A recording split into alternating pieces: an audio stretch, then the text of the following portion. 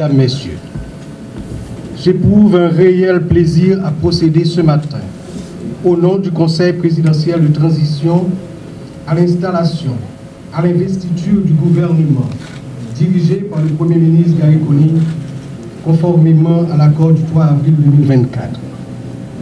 La mission de ce gouvernement est de travailler conjointement avec le Conseil présidentiel à juguler pleinement la crise multidimensionnelle, c'est-à-dire la crise politique, sécuritaire, humanitaire qui s'est aggravée depuis l'assassinat du président de la République le 7 juillet 2021.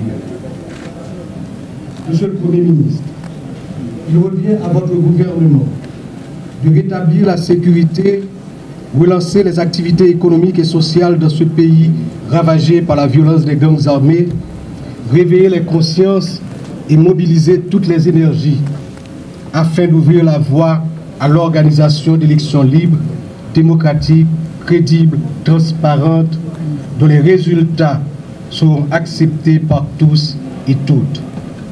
Pour y arriver, vous mettrez en application la feuille de route de la transition prévue par l'article 45 de l'accord du 3 avril 2024 pour une transition pacifique et ordonnée.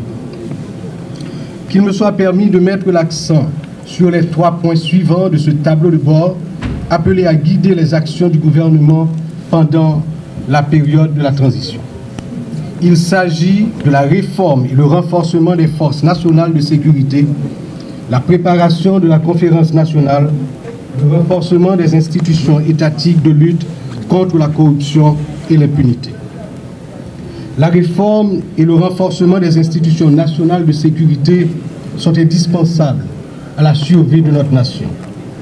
Il vous faudra définir une stratégie de sécurité nationale qui passera par les objectifs à atteindre, les moyens à mettre en œuvre et les ressources à mobiliser par l'État pour assurer la sécurité du territoire, protéger la population haïtienne et ses intérêts vitaux.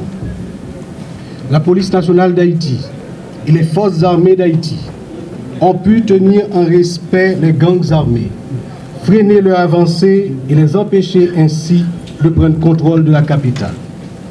Je salue, au nom du Conseil présidentiel, le déploiement des forces armées d'Haïti dans l'aire protégée de l'aéroport international Toussaint-Louverture.